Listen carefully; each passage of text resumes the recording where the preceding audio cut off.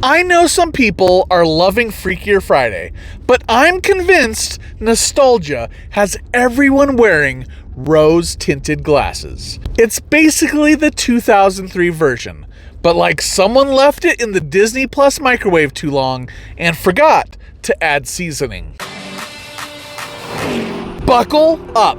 Let's talk Freakier Friday. I get it. Freakier Friday is essentially a kids movie. And sure, it's got some funny moments. The pink slip reunion alone is nostalgic fun. But if you pause and think about what the characters are actually doing, the logic falls apart faster than a Jenga tower at a toddler's birthday party. Comedy can be sneaky. It's great at hiding weak character motivation or sloppy writing behind a laugh. Even silly popcorn flicks need to feel honest to their characters. The original Freaky Friday got that balance right. It was goofy, but smart, with characters who acted like real people, not just cartoons in costume. Take, for example, while the teen is in Lindsay Lohan's body, there's this pick up a guy scene that's funny because Lohan commits, but it makes zero sense for the character. She suddenly acts like a 6-year-old, goofy faces, draping herself across the table, even though nothing earlier suggests her character would even behave like that. Even an awkward teenager would know better. Then minutes later, she and her future sister-in-law see another cute guy and flirt totally normal, just so the writers can set up the joke that his dad in the car knows she is a psychiatrist. And that's the problem. There's no consistency in how they act.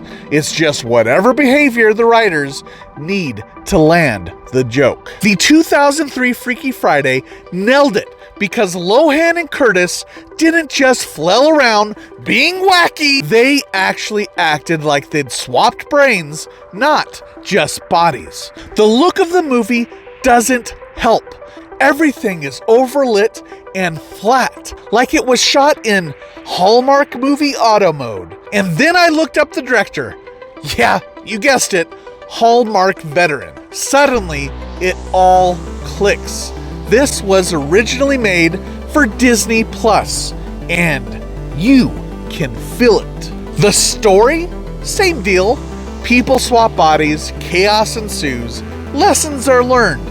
Except this time, they doubled the swaps, which somehow made it half as funny.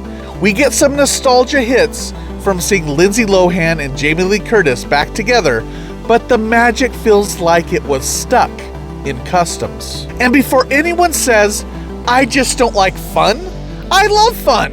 I rewatched the original right after this one just to check my sanity. Guess what? Still fun. Still charming, still written and directed with actual care.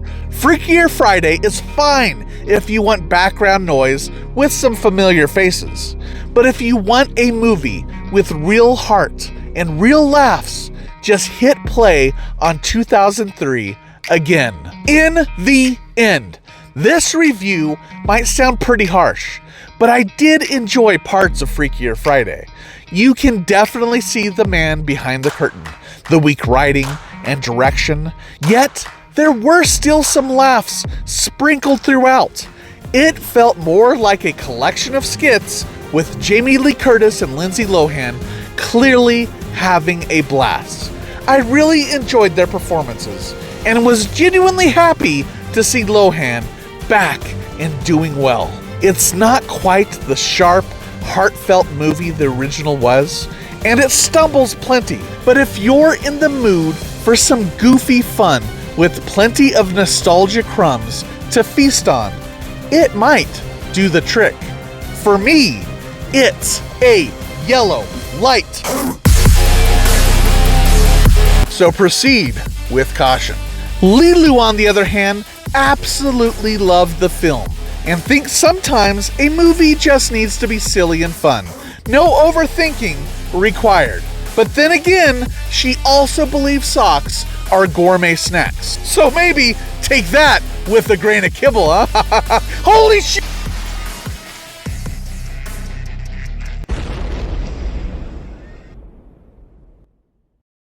LeeLoo, you don't know how hard it is to be me. So are we gonna switch now or what?